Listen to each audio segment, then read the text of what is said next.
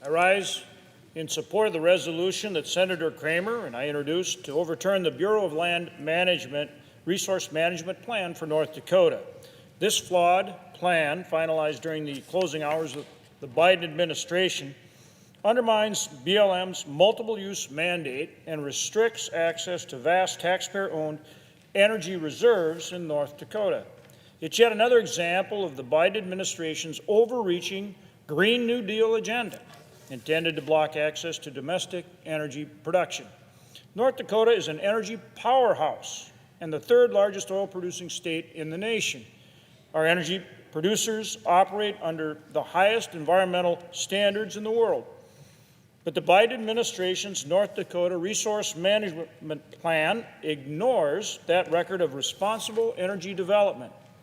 Instead, the North Dakota Resource Management Plan seeks to curtail coal, oil, and gas production by locking away taxpayer-owned energy reserves and jeopardizing our nation's energy security. Under this plan, nearly 213,000 acres, or 45% of federal oil and gas acreage, is closed off to new leasing. It also closes off access to over 4 million acres, nearly 99% of federal coal, impacting development at all of North Dakota's major lignite coal mines. These restrictions will drive up supply costs for our baseload coal-fired power plants, costs that will be ultimately passed on to electric customers across the region, and we supply a large region of the Midwest with electric power.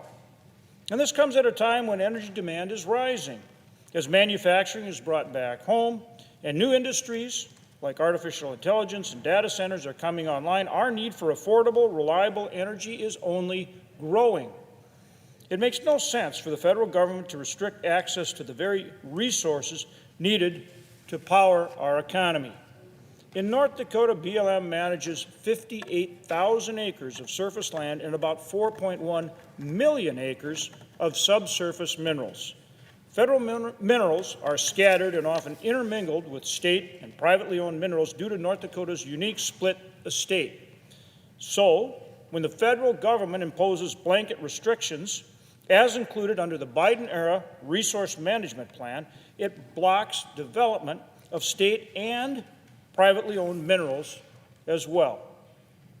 The state of North Dakota estimates that this plan would cost $34 million every year in lost revenue from oil and gas alone, including revenue for school trust lands that is meant for North Dakota classrooms.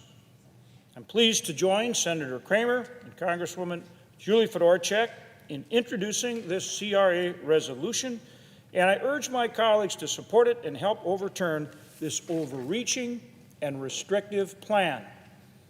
By passing this resolution, we can continue working with President Trump and Interior Secretary Burgum to take the handcuffs off and unleash North Dakota's full energy potential.